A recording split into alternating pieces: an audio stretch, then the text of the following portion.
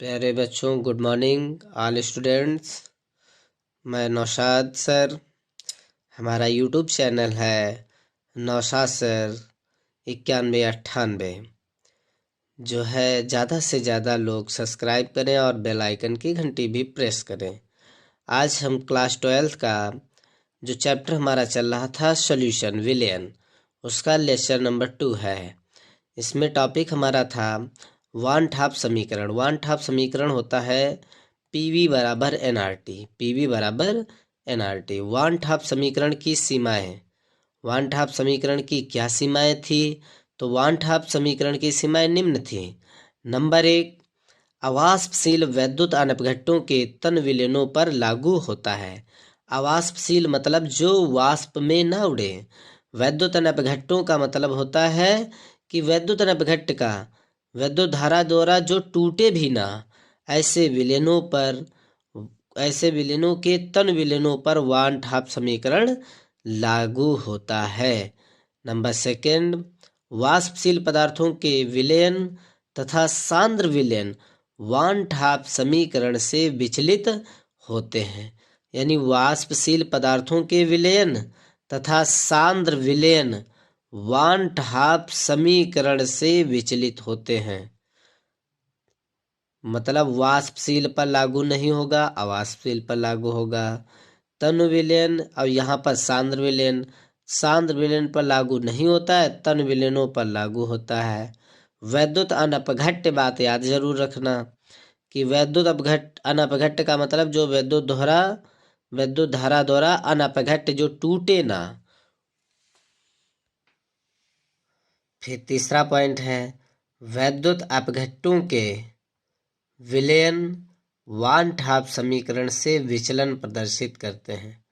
वैद्युत अपघट्टों का मतलब होता है जो वैद्युत धारा द्वारा टूट जाए, उनके विलयनों पर वन हाफ समीकरण से विचलन प्रदर्शित करते हैं। चौथा पॉइंट है जो पदार्थ विलयन में संगुणित होते हैं, उनके विलयन वन हाफ समीकरण से विचलन प्रदर्शित करते हैं। संगुणित का मतलब होता है एसोसिएट, जो घुले, और जो घुलेंगे वो टूटेंगे, जो टूटेंगे उन पर वन हाफ समीकरण विचलन प्रदर्शित करेगा। फिर हमारा टॉपिक है द्रवों का वाष्प दाब। टॉपिक है हमारा द्रवों का वाष्प दाब। Vapour pressure of liquids. किसी ताप पर द्रव और उसकी वाष्प के मध्य साम्य की अवस्था में वाष्प का दाब द्रव का वाष्प दाब कहलाता है। मतलब किसी ताप पर द्रव और उसकी वाष्प के मध्य साम्य की अवस्था में वाष्प का दाब द्रव का वाष्प दाब कहलाता है। जैसे लिक्विड से वाष्पन जब क्रिया होती है तो वेपर्स बन जाते हैं, वेपर्स का द्रवण करते हैं तब क्या बनता है? लिक्विड्स बन जाता है। फिर अवाष्पशील विलयों द्वारा वाष्प दाब का अवनमन। अवाष्पशील जो वाष्प में ना उड़ते हों, अवाष्पशील विलयों द्वारा वाष्प दाब का अवनमन। यदि किसी ताप पर शुद्ध विलायक का वाष्प दाब, यदि किसी ताप पर शुद्ध विलायक यानी शुद्ध जल का वाष्प दाब P0 और विलयन का वाष्प दाब PS है, तो P0 माइनस PS वाष्प दाब का अवनमन और P0 माइनस PS अपान P0 वाष्प दाब का आपेक्षिक अवनमन कहलाता है। यानी आपेक्षिक मतलब तुम जानते हो, नहीं कहते हैं कि मैंने उससे अपेक्षा की, तो P0 माइनस PS बटे P0 वाष्प दाब का क्या है? आपेक्षिक अवनमन कहलाता है। फिर इसके बाद में राउल्ट का नियम। राउल्ट का नियम क्या है?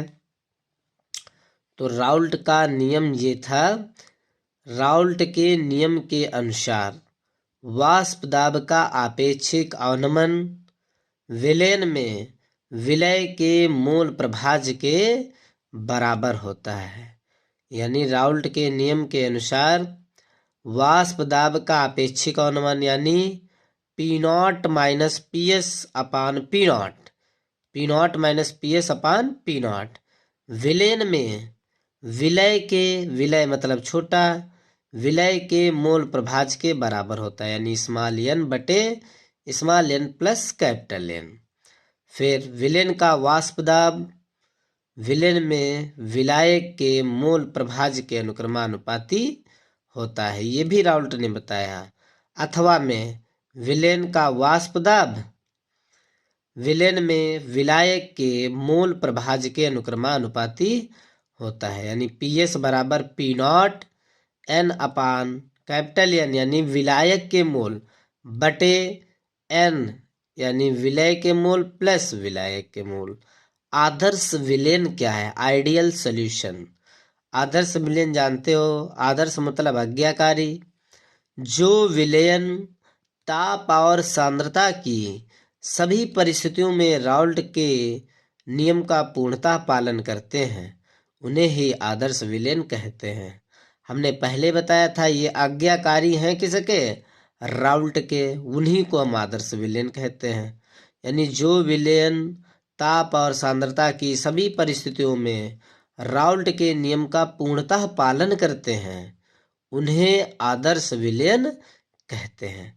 कुल मिलाकर बातें समझो, आदर्श विलेन उन्हीं को तुम कह सकोगे जो राउल्ट के नियम का पूर्णतः पालन करते हैं, उन्हीं को हम आदर्श विलेन कहेंगे। Limitation of Raoult's law.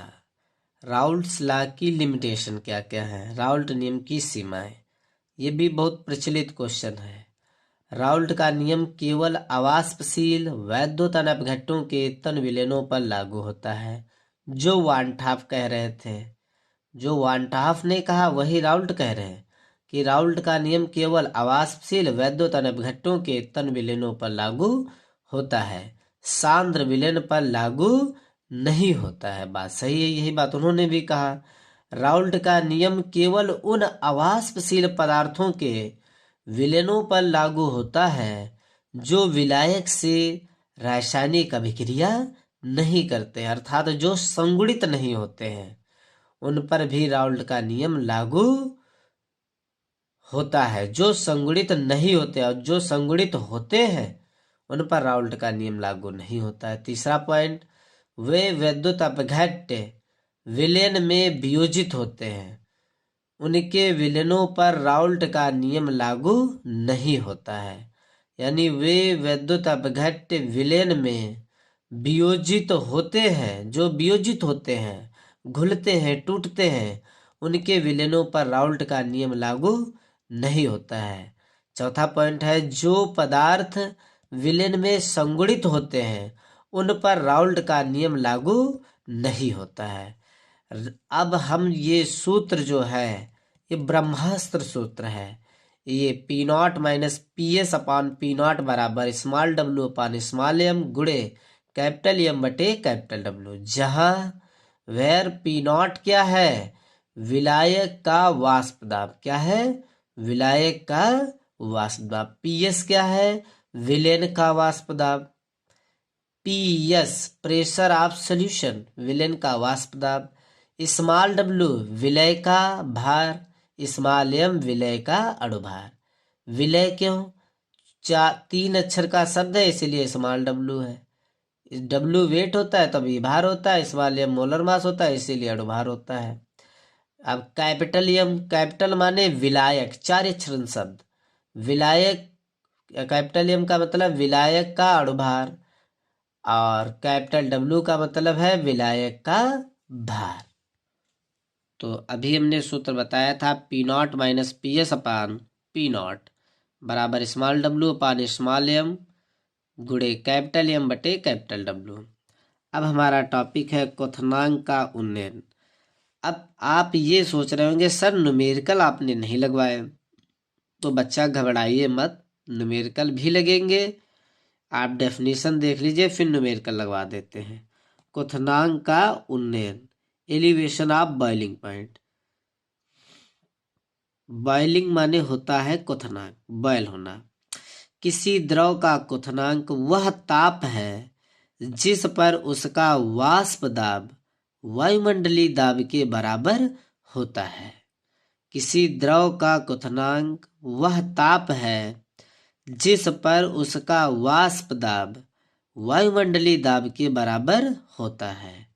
किसी विलायक में कोई अवाष्पशील पदार्थ घोलने पर उसका वाष्प दाब कम हो जाता है, जिसके परिणाम स्वरूप क्वथनांक बढ़ जाता है।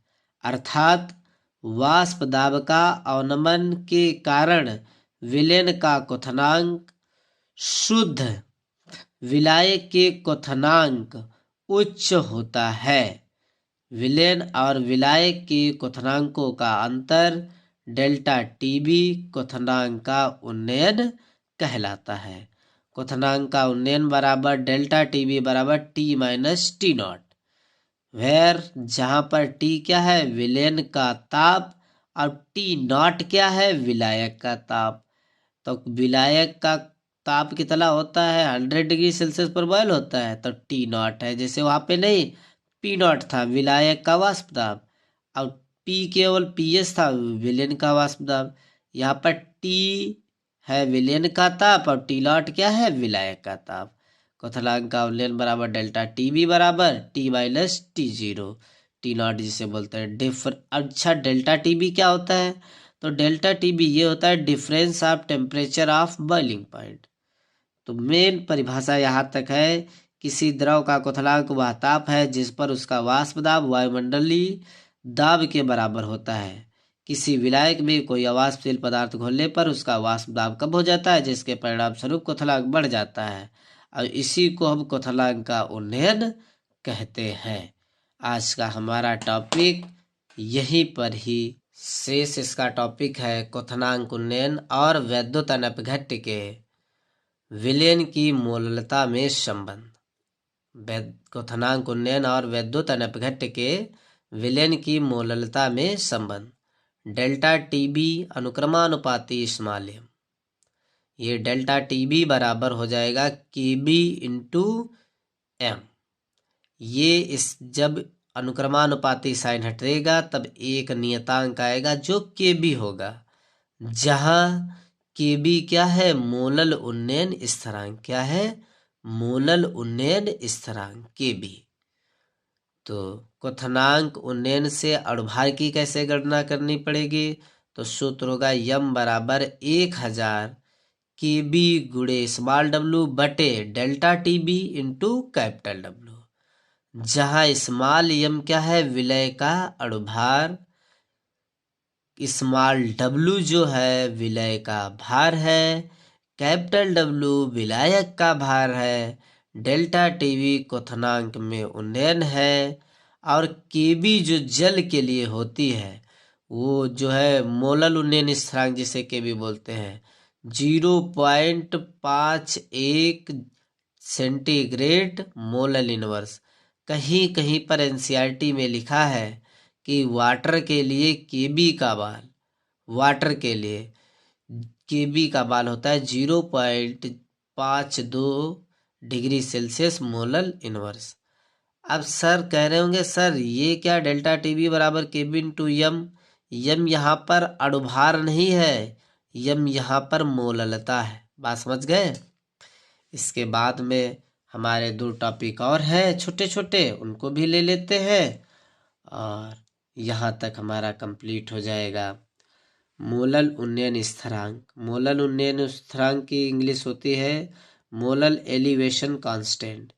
1 किलोग्राम विलायक में किसी अवाष्पशील वैद्युत अनपघट्य पदार्थ का 1 मोल घोलने पर क्वथनांक का उन्नयन विलायक का मोलल उन्नयन स्थिरांक केबी कहलाता है। 1 किलोग्राम विलायक में किसी अवाष्पशील वैद्युत अनपघट्य पदार्थ का 1 मोल घोलने पर क्वथनांक का उन्नयन विलायक का मोलल उन्नयन स्थिरांक केबी कहलाता है। इसके बाद में टॉपिक है कुल मिलाकर 1 किलोग्राम विलायक में जल में अगर अवाष्पशील विद्युत अपघट्य का एक मोल घुलाओ तो उसी को घुलने में जो क्वथनांक का उन्नयन होता है उसी को विलायक का मोलल उन्नयन स्थिरांक कहते हैं, Kb से प्रदर्शित करते हैं। ग्राम अणुक उन्नयन स्थिरांक, ग्राम मतलब यहाँ पर मोलल था तो मोललता 1 किलोग्राम में देखी जाती है। अब यहाँ पर ग्राम अणुक मतलब 100 ग्राम। ग्राम अणुक उन्नयन स्थिरांक यानी 100 ग्राम विलायक में किसी अवाष्पशील विद्युत अपघट्य पदार्थ का 1 मोल घुलने पर क्वथनांक का उन्नयन विलायक का ग्राम अणुक उन्नयन स्थिरांक K कहलाता है। बस आज का टॉपिक हमारा यहीं पर हम अपनी टॉपिक को समाप्त करते हैं। कल नेक्स्ट वीडियो पढ़ेगा। नेक्स्ट वीडियो पढ़ने के बाद में जो है जितना भी लेसन में पार्ट बचेगा वो तीसरे लेक्चर में सब पूरा कंप्लीट हो जाएगा। तीसरे लेक्चर के बाद में जो है आप लोगों को जब चौथा लेक्चर होगा, चौथे लेक्चर में आपको पूरा कंप्लीट न्यूमेरिकल लगवाए जाएंगे। इस तरीके से हमारा विलियन चैप्टर कंप्लीट हो जाएगा। और आप लोग एक ज़रूर आप लोगों से गुजारिश है कि अपने चैनल को, ये चैनल मेरा नहीं, ये आप लोगों का बनाया हुआ चैनल है। इसमें केवल मैं पढ़ाता हूँ, आगे चलकर बेधवत एक एक रिएक्शन करते हुए दिखाई देंगे। और आप लोगों का ही बनाया हुआ चैनल है, इसका आप सहयोग करेंगे। ये चैनल मेरा नहीं, ये चैनल आपका है। आपकी इच्छा हो तो आप इसे कार्य को थोड़ा हमारा आगे बढ़वाएंगे। और इसी के साथ सभी लोगों को जो है गुड मॉर्निंग, सत श्री अकाल और हमारे तरफ से ढेर सारे आप लोगों को शुभकामनाएं। आपका दिन मंगलमय हो।